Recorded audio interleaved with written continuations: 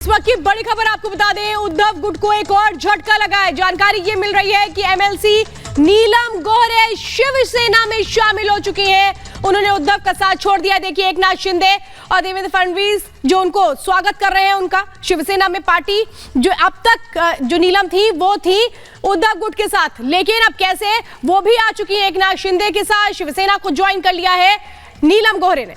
बिल्कुल, ये बड़ी खबर आपको बता दें कि नीलम गोहरे अभी तक विधान परिषद की उपाध्यक्ष भी हैं और ये तस्वीर जो आप देख रहे हैं, ये तस्वीर देखकर निश्चित तौर पर उद्धव के लिए परेशानी है, क्योंकि उद्धव गुट को लगातार एक के बाद एक तमाम झटके लगते चले आ रहे हैं। उद्धव के तमाम साथी उद्धव से पीछा छुड़ा रहे हैं। ये तस्वीर आप देखिए, मुख्यमंत्री एकनाथ शिंदे ने नीलम गोहरे को शिवसेना में शामिल कराया। एमएलसी नीलम गोहरे जो इस वक्त मुंबई में शिवसेना शिंदे वाली शिवसेना में शामिल हो रही हैं, ये बड़ी बात है। और सबसे बड़ी बात यह है कि उद्धव ठाकरे जो लगातार ये कहते आए कि उनके लोग उनके साथ हैं, लेकिन यहां पर श्वेता एक के बाद एक झटके उद्धव ठाकरे को लगते चले आ रहे हैं। बिल्कुल, देखिए, एक के बाद एक उद्धव ठाकरे को झटके लग रहे हैं। उद्धव ठाकरे के जो अपने करीबी हैं वो भी अपना उनका साथ अब छोड़ रहे हैं। जो अगला नाम इसमें आ चुका है वो नीलम गोहरे का नाम शामिल हो चुका है। इसके पहले भी हमने देखा था 2 दिन के अंदर पूर्व विधायक और पार्टी उपनेता शिशिर शिंदे भी साथ छोड़ चुके थे उद्धव ठाकरे का, वो भी आ गए थे एकनाथ शिंदे के साथ, शिवसेना में शामिल हो गए। तो इसी तरीके से उद्धव गुट के जो प्रवक्ता थे मनीषा कायंदे, वो भी एकनाथ शिंदे के साथ शामिल हो चुकी हैं। हिंदू हृदय सम्राट बाळासाहेब ठाकरे यांच्या मार्गदर्शनानुसार प्रवेश केला। शिवसेनेत मला खूप चांगलं काम करता आलं। सद्यस्थितीत सुप्रीम कोर्ट व निवडणूक आयोगाने स्पष्ट निकाल दिला आहे की श्री एकनाथ शिंदे यांच्या नेतृत्वाखालील शिवसेनाच अधिकृत आहे। केंद्रीय स्तरावर एनडीए आणि भाजपच्या नेतृत्वाखाली अयोध्येत श्रीराम प्रभूंचे मंदिर, तलाक पीडित महिलांना न्याय, काश्मीरमध्ये तिरंगा ध्वज,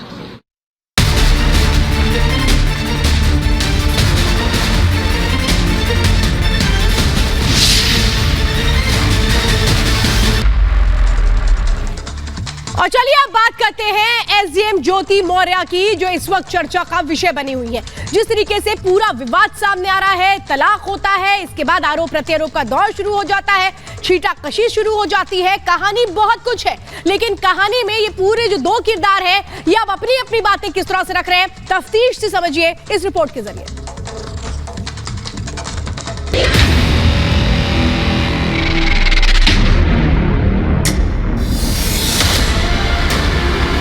सोशल मीडिया पर वायरल एसडीएम की कहानी।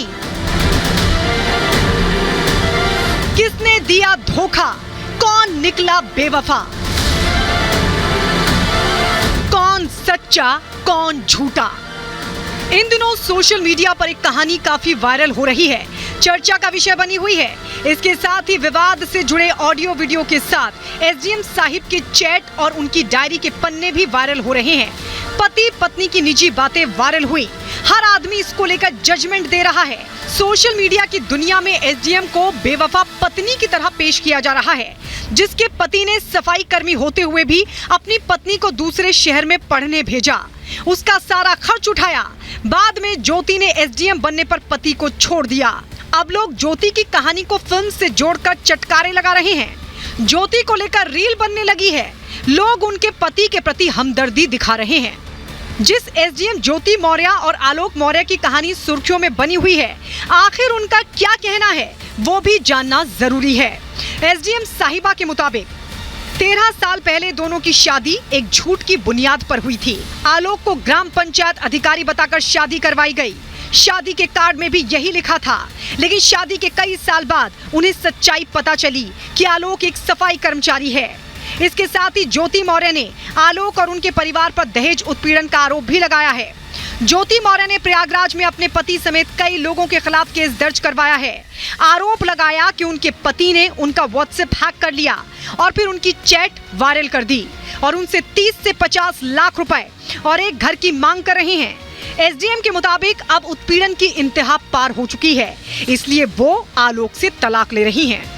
देखिए, श्री आलोक कुमार मौर्य के साथ मेरा व्यक्तिगत पारिवारिक विवाद चल रहा है और विवाह विच्छेद के लिए तलाक हेतु मेरे द्वारा उनके खिलाफ मुकदमा भी दायर किया गया है, जो पारिवारिक न्यायालय में विचाराधीन है। इसके अलावा आलोक मौर्य ने गलत तरीके से मेरा मोबाइल और व्हाट्सएप हैक किया हुआ था, तो उसके लिए भी मेरे द्वारा थाना धूमनगंज जनपद प्रयागराज में वाद दायर किया गया है और उसकी विवेचना भी चल रही है और उसी पेशबंदी में वो तमाम तरह के आरोप लगा रहे हैं। ज्योति मौर्य के आरोपों के बाद पति आलोक मौर्य ने चुप्पी तोड़ी और पत्नी के आरोपों पर जवाब दिया।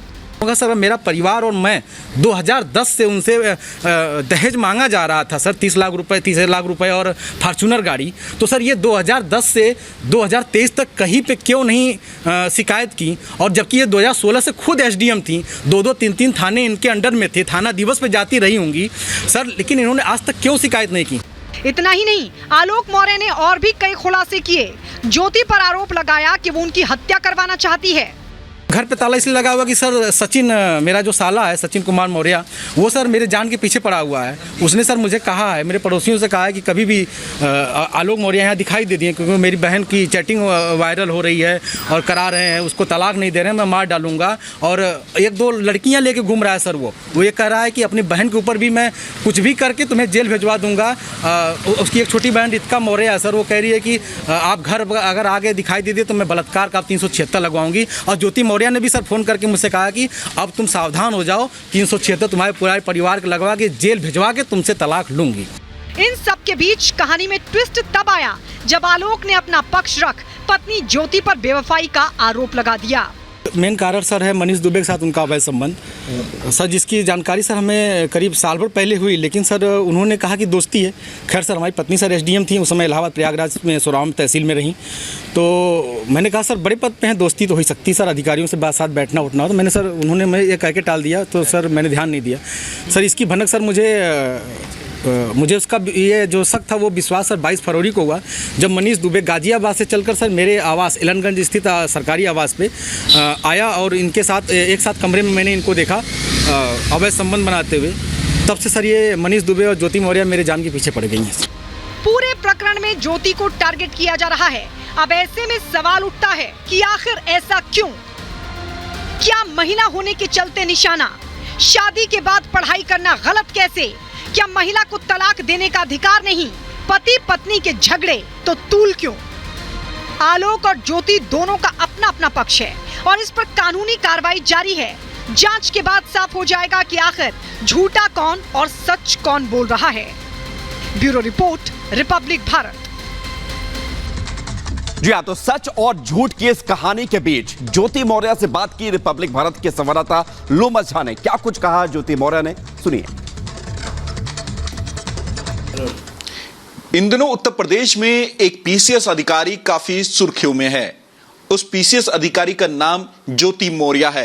ज्योति मौर्य के ऊपर खुद के ही पति ने एक ऐसा आरोप लगाया है जिसको लेकर के लगातार ही सोशल मीडिया में ज्योति मौर्य ट्रोल होती हुई नजर आ रही है। आलोक मौर्य कहते हैं कि जब पीसीएस अधिकारी ज्योति मौर्य बनी उसके बाद उन्होंने उनका साथ छोड़ किसी और के साथ चले गई। आलोक द्वारा कई आरोप ज्योति मौर्य पे लगाया गया। हालांकि अब इन्हीं सब बातों को जानने के लिए कितनी इन बातों में सच्चाई है, आज हम ज्योति मौर्य से बात करने जा रहे हैं। उनको कॉल लगाएंगे और देखेंगे कि ज्योति मौर्य रिपब्लिक भारत के सामने अपना क्या पक्ष रखती है। हम ज्योति मौर्य को फोन लगाने जा रहे हैं। देखिए, ज्योति मौर्य का हमने कॉल लगाया है। ज्योति मौर्य को। हेलो ज्योति मैम। हाँ जी, मैं लोमस बात कर रहा हूँ रिपब्लिक भारत से। मैम मैम एक टेलीफोनिक इंटरव्यू आपका चाहता था। लगातार आपको ट्रोल किया जा रहा है, मैं चाहता हूं कि आप अपना बात रखें। मैम मेरी बात जहाँ रखनी है मैं रखूंगी, बट पब्लिक में नहीं। मैम क्योंकि लगातार ही ट्रोल आपको किया जा रहा है बार बार सोशल मीडिया में, और सब कह रहे हैं कि ज्योति मौर्य चुप है और आपके पति बार बार मीडिया के सामने आकर के संगीन आरोप लगा रहे हैं आप पे। अब वो उनका है, जो भी उनका पर्सपेक्टिव है, वो क्या कह रहे हैं। आई रिस्पेक्ट, मैं अपने रिश्ते का रिस्पेक्ट करती हूँ और मुझे इस तरह पब्लिक नहीं करना है। और मैम वो ये भी कह रहे थे कि उनके पास कोई डायरी है। ठीक है तो उन्होंने जहाँ दी है उसका तो देखा जाएगा, जांच हो रही। और मैम देखिए, ये ज्योति मौर्य थी जिन्होंने कहा कि जहां इन्हें बात रखनी है वो रखेंगी, इनको कोई स्टेटमेंट मीडिया में नहीं देना है। रिपब्लिक भारत के लिए लोमस झा।